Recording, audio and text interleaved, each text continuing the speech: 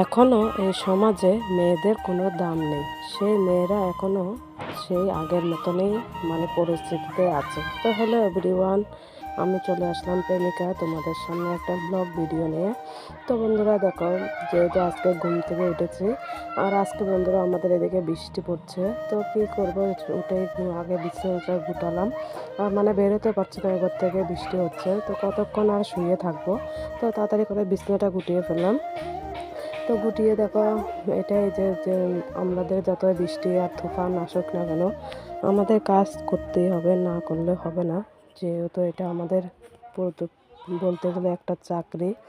তো দেখো, প্রথম বিছনাটা গুটালাম, গুটিয়ে বিছনাটাকে ঝেড়ে নিচ্ছি। আর বাইরে বৃষ্টি পড়ছে, তখন বাজে প্রায় 6:30। তারপরেও তো ফাইনালি আমার বিছনাটা আমি করে ফেললাম। তো এটাই যে অনেক পরিবারে আছে যে মেয়েদের কোনো সম্মান নেই, কোনো কিছু নেই। তো নিজেদের এটাই যে বাস্তব, যে তোমাকে নিজের যোগ্যতা যদি কিছু করতে হবে তাহলে তুমি ভালো। অন্য টাকায় যদি তুমি নিজে কিছু খাও তাহলে কি তোমাকে সারা জীবন খোঁটা শুনে খেতে হবে। তো বন্ধুরা এটাই দেখো, কী আর করবো, ঝাড় দিচ্ছে। এবার বিছানা গোছানোটা আমার ফাইনালি শেষ হয়ে গেলো। এবার আমি ঝাড়টা দিয়ে দিচ্ছি, এক হাতে ক্যামেরা ধরছি আর এক হাতে ঝাড় দিচ্ছি। তো কী করবো বন্ধুরা, ঝাড় দিতে হবে।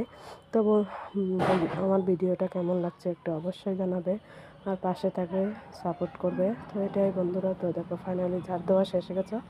আর এই যে আমাকে দেখে নাও, তো দেখো বৃষ্টি খুব পড়েছে, তো ঘর থেকে বেরোতে পারছি না। এই যে বাইরে প্রচুর বৃষ্টি হচ্ছে। তোমাদের কার কার জায়গায় বৃষ্টি হচ্ছে একটু অবশ্যই জানাবে। আমাদের এদিকতেও বৃষ্টি ভালোই পড়ছে।